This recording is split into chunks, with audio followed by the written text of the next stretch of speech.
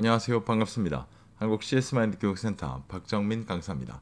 저희 문제풀이 분석 동영상 오랜만에 찾아뵙는 것 같은데요. 지난 2020년 8회차 2020년 10월 17일 날 진행이 됐던 CS 리더스 관리사 기출문제 문제풀이 분석 동영상 오늘 첫 번째 시간 CS 개론 1번부터 10번까지 문제풀이 시작하도록 하겠습니다. 자, 그러면 1번부터 보도록 하겠습니다. 1번 고객 만족과 관련해 다음 보기와 같이 정의한 학자 누굽니까? 자, 매번 나오는 문제 유형이죠. 학자가 정의한 내용이 무엇일까요?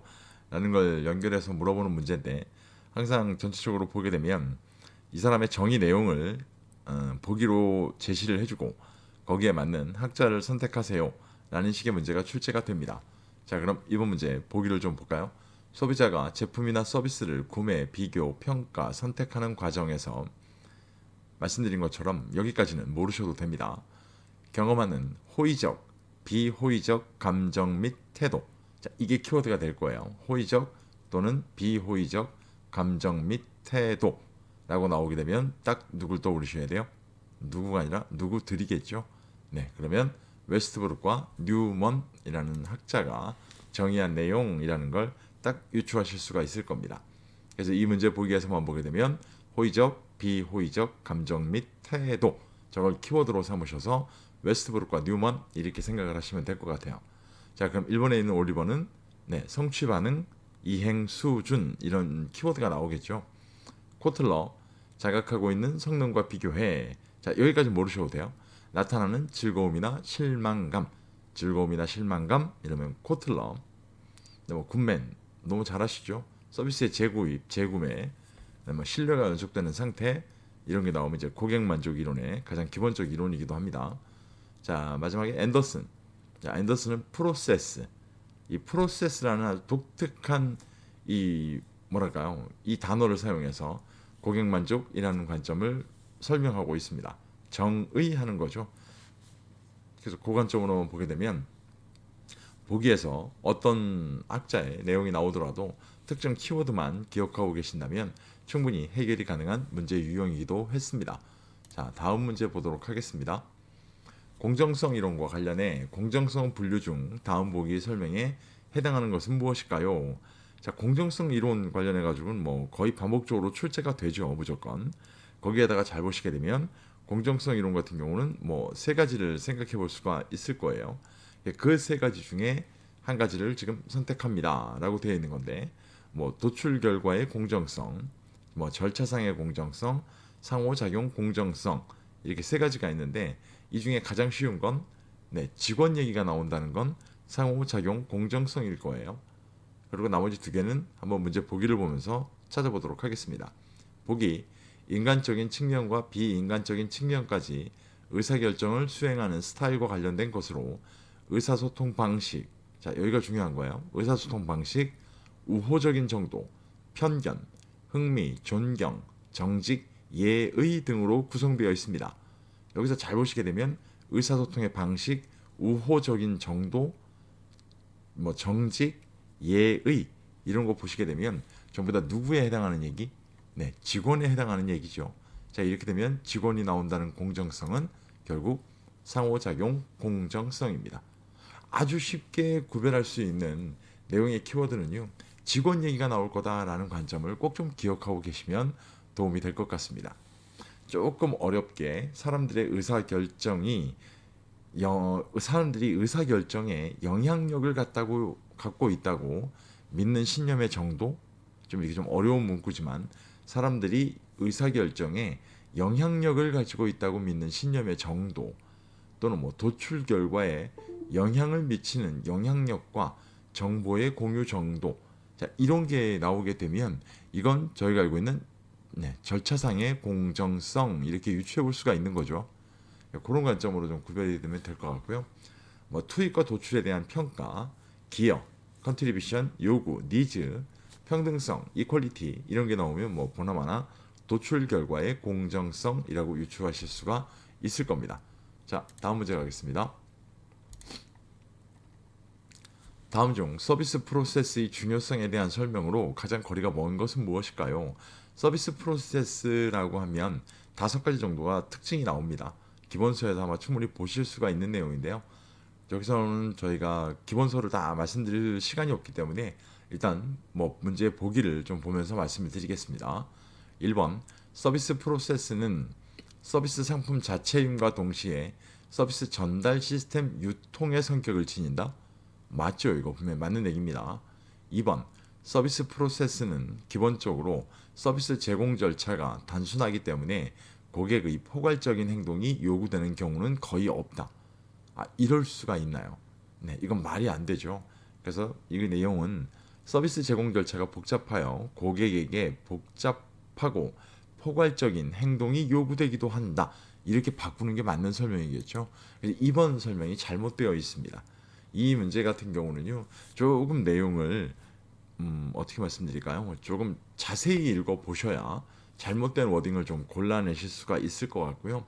이것 말고 조금 꼼수를 말씀을 드리면 이번 보기 내용을 지금 잘 보시게 되면요, 조금 말의 어폐가 조금 안 맞습니다. 네, 왜 그러냐면 뭐 단순하기 때문에 고객의 포괄적인 행동이 요구되는 경우는 거의 없습니다. 제공 절차가 단순하다고 얘기하면서 포괄적인 행동을 얘기할 필요는 없거든요. 그러니까 이렇게 꼼수로도 뭔가 잘못된 내용이야라고 유추할 수 있는 그런 측면은 분명히 존재합니다. 나머지 설명은 다 맞는 설명입니다. 조금만 보시면 해결이 가능한 문제 유형이었습니다. 다음 문제. 휴메너가 제시한 서비스 프로세스 매트릭스의 내용 중 대중 서비스의 내용으로 가장 거리가 먼 거. 자, 서비스 프로세스 매트릭스, 휴메너가 얘기한 그 방사면을 생각하시면 되는 거죠. 네 군데의. 그래서 왼쪽 위에 있는 거, 왼쪽 위에 있다라는 건 노동 집중도가 낮다라는 거예요. 두 가지 다. 그러면 왼쪽부터 보면 네, 서비스 팩토리, 그다음 오른쪽으로 가면 서비스 샵 이렇게 있죠. 자, 그다음에 방사면의 아래쪽이에요. 아래쪽에 있는 것 중에 오른쪽 아래에 있는 거 전문 서비스. 왜 그러냐면 노동 집중도가 높다라는 얘기잖아요. 그리고 오른쪽에 있다는 건 개별화가 높다는 얘기고, 자, 전문 서비스 마지막에 왼쪽 아래쪽에 대중 서비스입니다. 그러면 노동 집중도는 높지만 개별화는 낮아요. 이렇게 되는 게 지금 대중 서비스에 대한 내용이거든요. 그러면 볼까요? 1번 높은 상호작용 맞을까요? 왼쪽에 있기 때문에 네, 상호작용이 낮을 수밖에 없는 거죠. 이렇게 따지면 1번이 잘못되어 있습니다. 이 휴메노의 서비스 프로세스 매트릭스는 저도 지금 뭐 문제가 워딩으로 나왔기 때문에 이 워딩의 형태로 설명을 드렸지만 제일 쉬운 방법은 방사면을 그려보시는 겁니다. 실제로 뭐 문제지가 됐던 뭐 이런 곳에 그려도 전혀 무방하기 때문에 문제지에다 한번 그려보시면서 어느 위치에 있구나 이런 것 정도만 구별하시면 될 것 같고요. 꼭 중요한 것 중에 한 가지가 위에 있다. 방사면의 위에 있다. 그럼 노동 집중도가 낮겠구나. 아래에 있다. 노동 집중도가 높구나. 그리고 오른쪽에 있다. 상호작용 개별화가 높겠구나. 왼쪽에 있다. 그러면 상호작용 개별화가 낮겠구나. 이 정도만 먼저 구별하고 계셔도 충분히 해결이 가능한 문제 유형이었습니다. 다음 문제 보겠습니다. 데이비드 마이스터가 분류한 대기 시간에 영향을 미치는 통제 요인 중 기업의 완전 통제 요인에 해당되지 않는 거. 자, 완전 통제 요인이라는 게 나오고요. 부분 통제가 나오고 고객 통제가 나옵니다. 자, 이때 제일 쉬운 건 부분 통제를 나누는 거예요. 일단 문제하고는 상관없지만 점유, 불만 이렇게 있는 게 일단은 보면 부분 통제 요인입니다. 문제에서 지금 보시게 되면 해당되지 않는 걸 물어보니까 어떻게 보면 나머지 4개는 전부 다 뭘까요? 네, 다 기업의 완전 통제라는 내용일 거예요. 그래서 완전 통제를 말씀드리면 공정성, 편안함, 설명, 확실성, 대기 단계, 자, 이런 것들을 유추할 수 있거든요. 그러면 해당하지 않는 걸로 보게 되면 통제 요인이라는 게 나온다는 거죠. 이거 같은 경우는 고객이 이렇게 하게 된다는 거예요. 그러면 이걸 대기 단위, 고객의 태도, 그 다음에 대기 목적 가치 이렇게 되어 있습니다. 자, 이렇게 따지면 이 문제에서 요구하는 답은 대기 목적 가치. 자, 5번이 설명이 잘못되어 있습니다. 대기 목적 가치는 고객 통제 요인이죠. 분명히. 이해가시겠죠? 그렇게 구별을 좀 하시면 될 것 같고요. 세 가지를 구별해야 된다라고 했을 때 가장 쉬운 방법 기업의 부분 통제부터 먼저 걷어내시고, 고객 통제 우위는 결국 고객이 그렇게 느끼거나 고객이 그렇게 만들어야 되는 거, 기업의 완전 통제 같은 경우는 기업이 그렇게 먼저 준비를 해놔야 되는 관점, 이렇게 구별을 하셔도 충분히 문제 해결이 가능하실 것 같습니다. 다음 문제가 보겠습니다. 6번 다음 보기에서 두 사람의 대화를 통해 유추할 수 있는 법칙으로 가장 올바른 것은 무엇일까요? 자, 예시가 나옵니다. 보기를 좀 볼까요? 철수, 너 혹시 배달앱에 있는 KIE 닭갈비 먹어봤니? 완전 맛있다던데? 라고 물어봅니다. 영희가 맛이 없는 건 아닌데 매장 내부 소개하는 사진 보니까 정리 상태도 엉망이고 테이블도 더러운 것 같아서 영 찜찜해. 시켜 먹어보긴 했는데 맛이 없는 건 아닌데 내부 정리 사진을 보니까요, 다른 것들이 좀 찜찜해지기 시작합니다. 왠지 주방도 불결할 것 같아서 추천하기는 좀 그렇다. 지금 맛이 없는 건 아니었는데 추천해줄 만도 한데 어떤 특정한 걸 뭘 확인을 했는데 그게 영 마음에 들지 않고 찜찜합니다. 그래서 누군가에게 추천하기도 어렵다라는 거예요. 전체가 다 만족스러워야 되는데 그 중에 일부가 만족스럽지 않은 것 때문에 전 나머지 99가지의 조금은 만족스럽다라고 느낄 만한 것들을 부정을 해버리고 있습니다. 자, 이렇게 되는 법칙을 저희가 뭐라 부릅니까? 네, 깨진 통나무 물통 법칙이라고 부르고요. 이 문제에서는 지금 통나무 물통 법칙이라고 언급되어 있습니다. 자, 그래서 예시를 보면서 조금씩은 좀 구별을 하셔야 될 만한 문제 유형의 형태였습니다. 한 번 정도는 이런 예시를 통해서 이 답을 유추한다, 이런 관점을 좀 다음 시험을 위해서 기억을 좀 하고 계시는 것도 좋은 방법인 것 같습니다. 다음 문제 보겠습니다. 다음 중 솔로몬과 구투만이 제시한 서비스 접점의 특징에 대한 설명으로 올바르지 않은 거. 자, 솔로몬과 구투만 이들의 접점이라고 생각하시면 가장 대표적인 건 인간적인 상호작용. 자, 이게 가장 첫 번째죠. 자, 그 관점으로 보시게 되면 1번 인간적인 상호작용이 있어야 된다. 맞습니다. 지금 방금 언급을 드렸죠. 2번 제공되는 서비스에 따라 제한을 받는다. 이것 때문에 기본서에서 원격 접점, 전화 접점, 대면 접점을 다 따로 배우시는 겁니다. 3번 목표 지향적인 역할 수행이 되어야 된다. 맞습니다. 흔히 예전에 이게 오답이 이제 과정지향적이라고 나온 적이 있었죠. 그건 오답입니다. 4번 서비스 접점의 목적은 뭐에 있다? 상호작용을 하는데 여기서 쓰이는 대표적인 방법론이 커뮤니케이션이니까 정보 교환에 있다. 수요 창출의 목적이 있는 것이 아니라 정보 교환의 목적이 있다. 이렇게 딱 구별하시는 게 오히려 더 맞는 설명입니다. 5번 서비스 제공자와 고객이 모두 참여할 때 성립된다. 당연하죠. 상호작용을 해야 되기 때문에 조금만 뭐랄까요, 암기도 필요하겠습니다만 조금만 이해하고 계신다면 충분히 해결이 가능한 문제 유형이었습니다. 다음 문제. 다음 중 피시본 다이어그램의 작성의 단계별 흐름, 플로우라고 저희가 부르죠. 에서 가장 마지막 단계에 해당하는 것은 무엇입니까? 피시본 다이어그램을 저희가 수업 과정에서 설명을 드릴 때는 꼭 전제 조건을 먼저 말씀을 드립니다. 피시본 다이어그램 그러면 불만, 우리 서비스에 만족하지 않은 사람은 절대 우리 매장에 저는 어디가 불만족스러워요 라고 얘기하고 가지는 않는다는 거예요. 그냥 가버리죠. 그럼 저희는 어떻게 해야 돼요? 네, 찾아가야 돼요. 뭐 때문에 마음이 상했는지가. 이러다 보니까 첫 번째가 뭐 때문에 삐진 거지? 이게 나옵니다. 그래서 문제의 명확한 정의. 자, 그다음 두 번째 단계로 가면 어떡할까요? 일단 큰 범주를 찾아내야죠. 그래서 문제의 주요 원인 범주화. 세 번째 단계가 원래 범주화, 이렇게 덩어리를 크게 만들었다면 원래는 잘게 잘라내야 됩니다. 흔히 그래서 세부사항 검토, 세부사항 이런 것들이 나오게 되는데, 아까 전제 조건을 말씀을 드렸죠. 불만 있는 사람은 저희 매장이나 기업에 저는 어디가 불만스러워요, 이런 얘기를 하지 않는다는 게 문제예요. 이러다 보니까 3단계가 조금 생뚱맞지만 잠재 원인 브레인스토밍, 그리고 4단계가 아까 범주화를 했으니까 주요 원인 범주의 세부사항 검토. 자, 이렇게 되면 마지막 5번째 단계가 어떻게 될까요? 이것 때문에, 여기 때문에 마음이 상하셨었나 봐. 이게 되잖아요. 그래서 5단계가 근본 원인 확인이라는 게 됩니다. 예전에는 이걸 주요 원인 확인으로 했었죠. 왜냐면 두 번째, 네 번째가 다 주요 원인이 나오거든요. 그러니까 이런 관점으로도 출제가 된 적이 있습니다. 꼭 좀 기억을 해 보셔야 될 것 같습니다. 이 순서는 뭐 몇 년이 지난 지금까지도 끊임없이 출제가 되는 문제이기 때문에 꼭 한번 보셔야 되는 거고요. 이번 문제 풀이 분석 동영상에서 굉장히 좀 특이한 걸 보셨어야 되는데 지금 개론 1장의 문제만 선생님 지금 이것까지 보게 되면 어떻게 돼요? 네, 총 8문제예요. 굉장히 많은 분량이 출제가 됐습니다.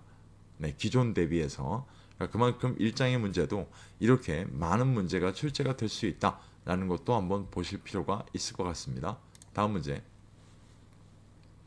마이클 해머 교수가 제시한 3C의 내용 중 3C입니다.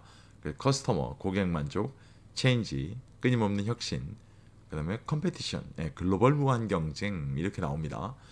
다음 보기의 설명에 해당하는 것은 무엇일까요? 자, 보기를 좀 볼까요? 오늘날 기업은 신속하게 변화에 적응해야 하며 유연하게 모든 방향성을 가지고 움직여야 합니다. 오늘날 기업은 신속하게 변화에 적응해야 하며 유연하게 모든 방향성을 갖고 움직여야 됩니다. 자, 여기서 잘 보시게 되면 변화라는 게 나오고요. 움직여야 된다라고 나와요. 결국 이제 변화라는 측면을 갖고 키워드를 갖고 설명하고 있거든요. 자, 이렇게 되면 세 가지 중에 아까 말씀드렸지만 끊임없는 혁신에 해당하는 체인지를 찾으시면 됩니다. 찾으실 수 있습니다. 이렇게 말씀드리려고 했는데 체인지, 끊임없는 혁신에 대한 내용입니다. 그래서 위에 보기 중에 변화에 뭐 적응 또는 움직여야 됩니다. 이런 측면으로 기억을 좀 하시면 되겠죠. 나머지 뭐 커스터머 같은 경우는 고객이 주도하는 시장이 형성되어 있습니다. 고객 중심으로 갑니다. 이런 게 나오면 이제 커스터머가 되겠죠. 그 다음에 공급자 중심에서 수요자 중심으로 좀 발음이 이상했는데 공급자 중심에서 수요자 중심으로 시장에서의 주도권이 이양되면서 고객은 과거에 비해 막강한 힘을 갖게 되었습니다. 공급자 중심에서 수요자 중심으로 고객은 과거에 비해 막강한 힘을 갖게 되었습니다. 라고 얘기가 되면 글로벌 무한 경쟁 이렇게 찾으시면 될 것 같습니다. 조금만 보시면 쉽게 해결이 가능한 문제 유형입니다. 다음 문제. 자, 이번 영상 마지막 문제네요. 다음 보기에서 총체적 고객 만족 경영 혁신. 저 앞에 이제 토탈이라는 말이 붙는 거죠. 혁신 요소 중 시장 경쟁력 강화를 위한 혁신 활동을 찾아 모두 선택한 거. 자, 시장 경쟁력 강화라고 얘기합니다. 시장 경쟁력 강화라고 한다 그러면 가장 기본적으로 기업이 있다라고 보면 기업 내부 사람만 알면 되는 일인가요? 아니면 기업 바깥의 시장에서 알려져야 되는 사항들일까요? 네, 실제로 보면 뒤에 말씀드린 내용이죠. 시장 상황에서 알려져야 하는 내용들이기도 합니다. 자, 그럼 지식 맞을까요? 네, 이건 내부 핵심 역량 강화 요소겠죠. 이미지 보여줘야 됩니다. 시장 경쟁력 강화 요소. 인사 조직 이건 우리만 알고 있으면 되죠. 내부 핵심 역량 강화 요소. 가격 경쟁력 바깥으로 보여줘야 됩니다. 요소 상품력 당연히 바깥으로 보여줘야 됩니다. 자, 이렇게 따지게 되면 답은 어떻게 될까요? 마. 자, 이렇게 세 가지가 딱 체크되게 될 것 같습니다. 의미 정도만 구별할 줄만 아신다면 암기가 아니어도 충분히 해결이 가능한 문제 유형이었습니다. 자, 오늘 1번부터 10번까지 뭐 기본서에 보시면 아주 그냥 기본서의 내용의 흐름에 뭐랄까요? 거의 완벽하게 맞춰질 정도로 앞쪽부터 순차적으로 출제가 됐던 문제 유형들을 지금 보셨습니다. 오늘 뭐 설명드린 내용을 갖고 나는 조금 뭐 부족하다라고 생각하신다면 뭐 저희 것도 홍보해야죠. 네, 제가 출판한 기출문제 분석 문제집이 온라인, 오프라인 서점에 다 출판되어 있습니다. 13회차로 구성되어 있고요. 문제와 정답이 분리되어 있습니다. 그래서 뭐 분권을 해서 보셔도 되는 건데 조금 안타까운 건 최신 기출 문제가 반영이 되어 있지 않기 때문에 교재를 혹시나 서점에서 구매하신 분들은 아래 보이는 제 네이버 카페에 오셔가지고 등업 신청을 하실 때 뭐 저 구매했습니다. 일정 부분에 인증만 확인해 주시면 저희 카페 최신 기출 문제라든가 다 제공되는 파일 형태에 제공되는 자료들은 다 직접 확인하실 수 있도록 등업을 제공해드리고 있습니다. 진행해드리고 있습니다. 아래쪽에 보시면 저희 네이버 카페인데요. 최신 기출 문제, 뭐 챕터별 분류된 자료, 이건 저희 카페밖에 없어요. 그리고 지난 6년간에 다중 출제됐던 빈도수가 높았던 문제들만 최신 기출 문제 유형으로 대치를 하면서 그런 문제 유형들을 볼 수 있는 뭐 핵심 문제 솔루션, 이것도 저희 카페밖에 없는 거예요. 다른 시중에서는 구할 수가 없습니다. 이런 것들을 제공해주는 저희 카페를 활용해 보셔도 도움이 될 것 같습니다. 오늘 긴 시간 고생 많이 하셨고요. 다음번 영상에는 CS 리더스 CS 개론 11번부터 20번까지 문제풀이로 찾아뵙도록 하겠습니다. 고맙습니다.